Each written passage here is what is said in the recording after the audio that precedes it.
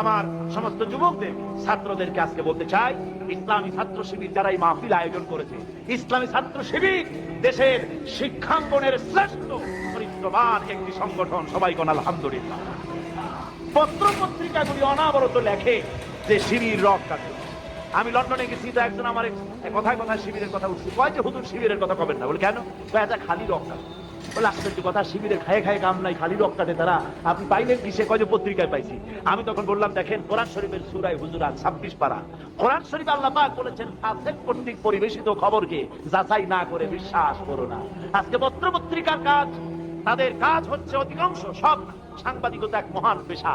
এই মহান পেশাকে অনেকে নিজের নিজস্ব চিন্তা এবং নিজস্ব দর্শন অনুযায়ী প্রতিপক্ষকে ঘায়েল করার জন্য হাবিজাবি তারা লেখে।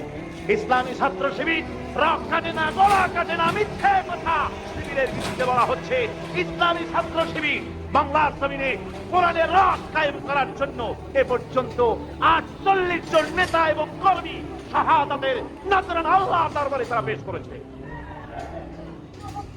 সুতরাং এই শহীদি কাফেলা ইসলামী ছাত্র শিবিরকে আমরা আমাদের অন্তরের অন্তঃস্থল থেকে মোবারকবাদ জানাই। আল্লাহ তাদেরকে কবুল করুন, জোরে বলেন আমিন।